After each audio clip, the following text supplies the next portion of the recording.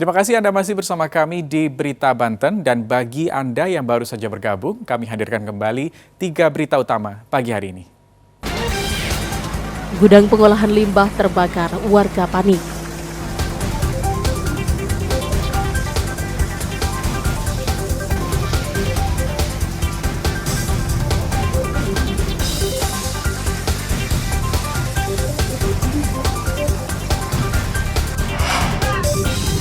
Tuntut kenaikan UMK 2024, buruh sweeping ke pabrik.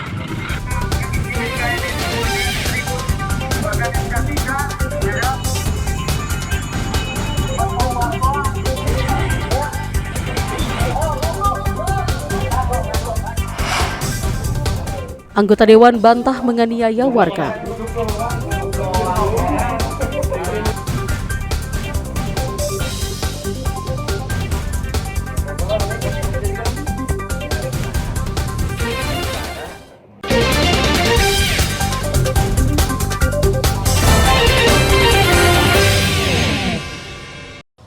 Meski tergolong warga miskin dan tinggal di rumah tidak layak, namun nasib warga Kampung Ambon yang berada di RT 25 RW 7 Kelurahan Margaluyu, Kecamatan Kasemen tidak dapat dijangkau oleh Dinas Perumahan dan Kawasan Pemukiman Kota Serang.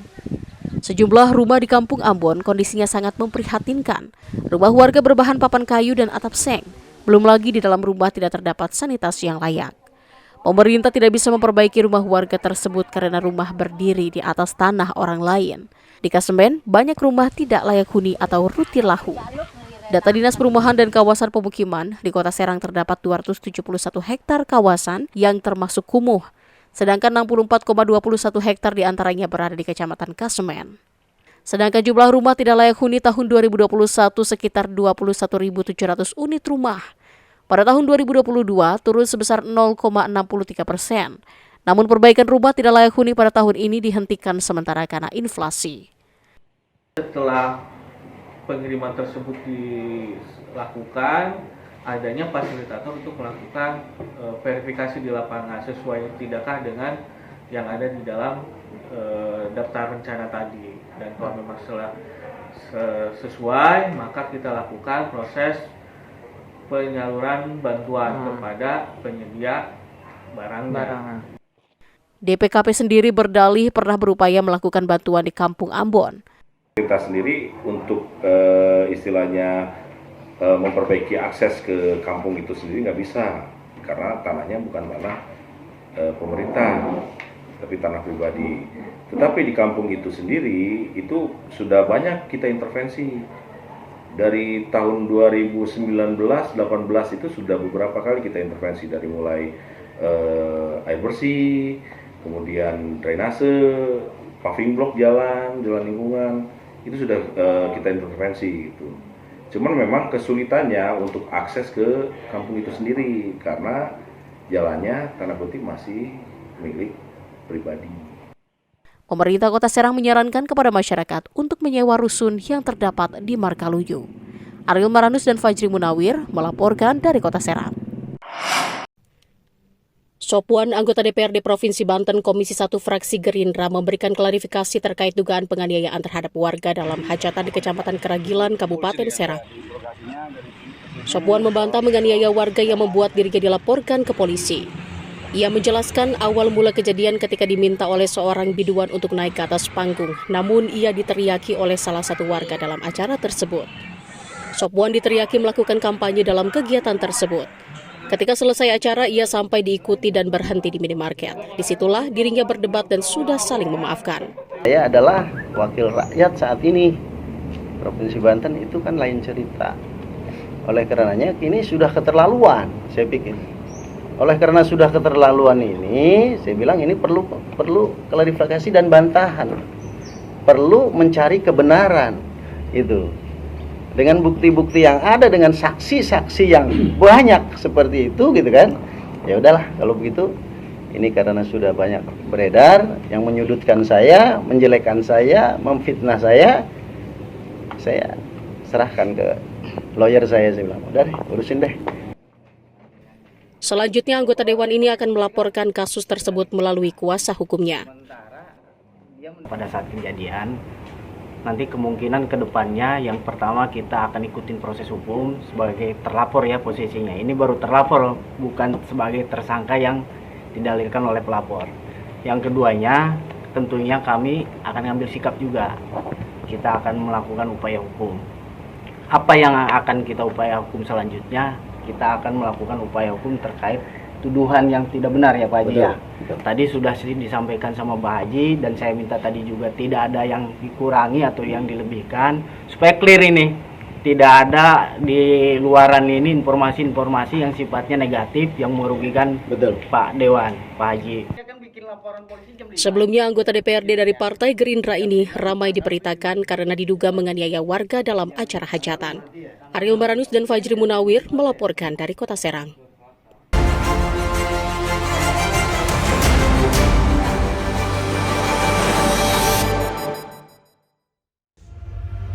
Jumadi Irawan, warga desa Ranjeng, Kecamatan Cirwas, Kabupaten Serang ini dirawat di rumah sakit setelah tertembus timah panas di bagian lengan, paha, dan pinggul.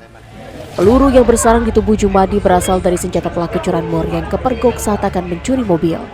Kejadian bermula saat pelaku yang berjumlah 6 orang yang menggunakan 3 motor berusaha mencuri mobil yang terparkir di halaman rumah. Namun pencurian yang terjadi dini hari tersebut diketahui warga yang sedang berjaga malam. Warga pun berusaha mengejar dan menangkap pelaku, namun pelaku langsung mengeluarkan senjata api dan menembak warga. Naas korban yang berada di depan langsung terjatuh setelah tertembus 3 peluru. Pelaku yang ditinggal komplotannya berhasil kabur setelah merebut motor penarik ojek yang sedang melintas. Solihin, warga Manis Jaya, Kecamatan Jati Umum, tewas tertimpa pohon kedong-dong yang tumbang akibat diterjang angin.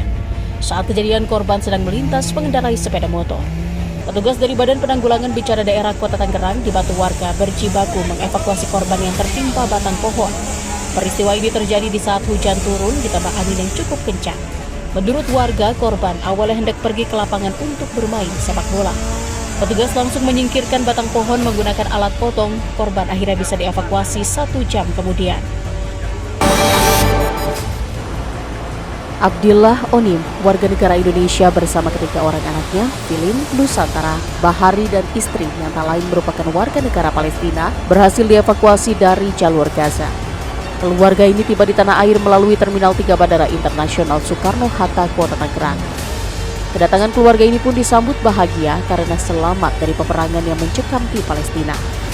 Kementerian Luar Negeri dan juga KBRI Kairo memfasilitasi kepulangan Abdillah Onim dan keluarga ke tanah air dari pusat konflik Israel-Hamas di Gaza, lantaran sudah tidak ada lagi tempat berlindung dari gempuran Zionis ke wilayah Gaza. Keluarga Abdillah Onim berhasil diungsikan dari Gaza melalui perbatasan Rafah dan dibawa ke KBRI Kairo pada Jumat 3 November lalu. Sesuai aturan negara Mesir, warga negara asing yang dievakuasi dari Gaza hanya boleh berada di wilayah Mesir selama 3 kali 24 jam sebelum dipulangkan ke negara asalnya masing-masing. Keluarga Abdillah Onim tiba di Indonesia dengan menumpang maskapai Emirates EK356 rute Kairo tujuan Jakarta. Perbatasan Rafah adalah satu-satunya jalur untuk mengeluarkan warga negara asing di tengah konflik yang terus berkecamuk antara Israel dan Hamas. Abdillah Onim mengaku bersyukur masih bisa selamat setelah 27 hari menyaksikan pertempuran yang sangat dahsyat, bahkan tidak percaya bisa sampai di Indonesia. Eksekusi sebidang lahan di Kampung Gunung Kelurahan Jombang, Kecamatan Ciputat, Tangerang Selatan berakhir ricuh. Adu mulut dan saling dorong tak terhindarkan saat jurusita mendekati lahan seluas 6.070 meter persegi yang di atasnya masih terdapat beberapa bangunan. Keluarga ahli waris memberikan perlawanan dengan menghadang petugas yang akan memasuki bangunan. Aparat gabungan pun mengambil tindakan tegas dengan menangkap sejumlah orang yang dianggap provokator.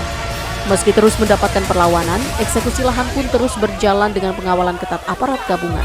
Menurut perwakilan ahli waris, pihaknya tidak terima dengan eksekusi lahan karena tanah tersebut masih atas nama kakek mereka yang bernama Nean Arkam dan Suwari. Mereka juga merasa tidak pernah memperjualbelikan lahan yang sudah dihuni selama puluhan tahun. Pihaknya juga berencana akan mengadukan masalah ini ke DPR RI. Ya, informasi tadi mengakhiri berita Banten pagi hari ini. Saya Rusdi Maulana mewakili kerabat kerja yang bertugas mengucapkan terima kasih, selamat pagi dan sampai jumpa.